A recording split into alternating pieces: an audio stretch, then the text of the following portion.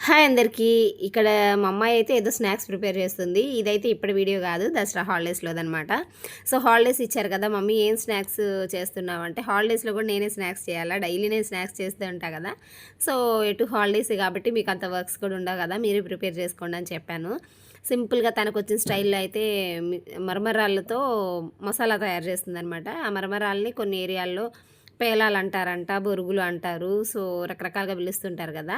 So, అదైతే సింపుల్‌గా అయిపోతుంది కాబట్టి ఆ మిక్స్చర్ అయితే రెడీ చేస్తుంది. దానికోసం ఆనియన్స్, టొమాటో ఇవన్నీ కట్ చేసేసుకొని మొత్తం మిక్స్ చేసేసిందనమాట. ఆ బౌల్‌లో సరిపోలేదని వేరే బౌల్‌లోకి ట్రాన్స్‌ఫర్ చేసేసి మళ్ళీ మిక్స్ చేస్తుంది.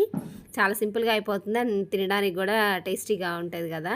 పిల్లలకొచ్చిన సింపుల్ స్నాక్స్ ఇలాంటివి ఇప్పటి నుంచే కొంచెం చిన్న చిన్నవి ఇలాంటివి అలవాటు చేస్తూ ఉంటే పెద్ద అయ్యేసరికి వాళ్ళకైతే మంచిగా అన్నీ అలవాటవుతాయి. ఏమి చేయకుండా మనమే చేసి పెడుతూ ఉంటే తింటూ ఉంటారు. వాళ్ళకేం తెలీదు. సో, ఒక హై స్కూల్‌కొచ్చారు కదా! ఒక ఏజ్ వచ్చిన దగ్గర నుంచి ఆడపిల్లలకైతే చిన్న చిన్నగా వంటలైతే నేర్పించాలి.